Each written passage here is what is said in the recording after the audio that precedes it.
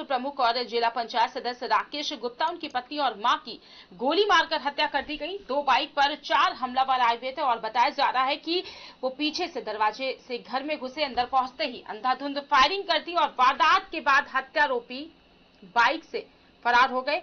ये घटना उस है थाना क्षेत्र के सथरा गांव की है।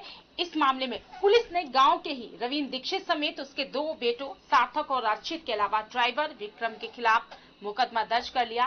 पुलिस ने इनमें से रवीन दीक्षित और सार्थक दीक्षित को गिरफ्तार भी कर लिया है। इनके पास से हत्याकांड में प्रयुक्त असलहे भी बरामद कर लिए गए हैं। और सबसे खास बात इस हत्याकांड में जो सामने आ रही है कि राकेश हमेशा निजी गार्डों की सुरक्षा में रहते थे।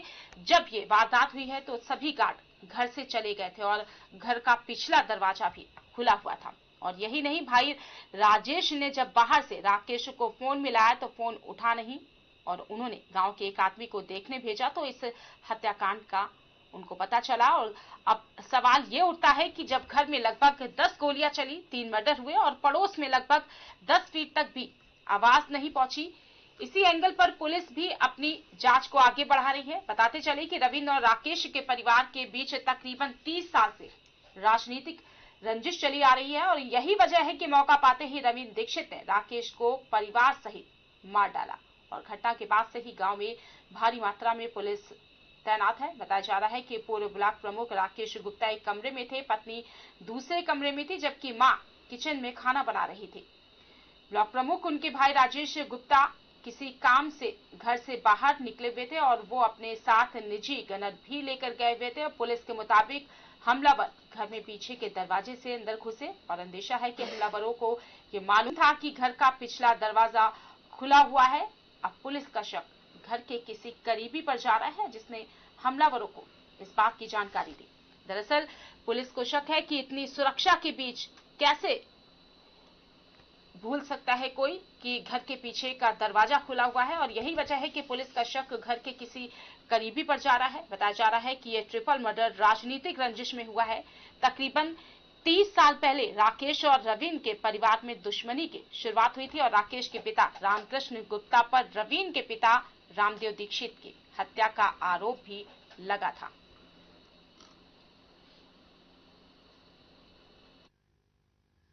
जनपद बदायूं के थाना उसायद के अंतर्गत सथरा ग्राम के निवासी राकेश गुप्ता 63 वर्षीय और उनकी पत्नी तथा उनकी माता की कल शाम उनके घर में अलग अलग शव कमरों में पाए गए थे और गोली मारकर उनकी हत्या कर दी गई थी।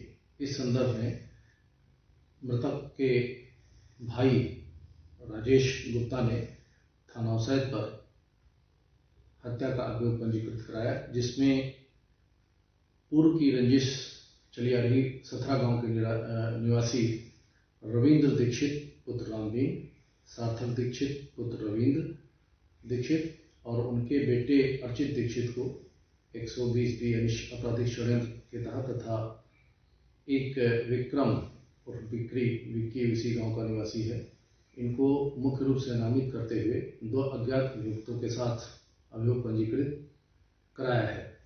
इस एफआईआर में इन्वेस्टिगेशन के दौरान मुख्य जो नामित अभियुक्त हैं रविंद्र दीक्षित और उनके पुत्र सार्थक दीक्षित को गिरफ्तार कर लिया गया है और उनकी निशानदेही पे 3 शस्त्र घटना में प्रयुक्त बरामद हुए हैं। इस संदर्भ में शेष जो अभियुक्त हैं उनके लिए एसओजी की और थाने की और अन्य टीमें गठित कर दी गई हैं।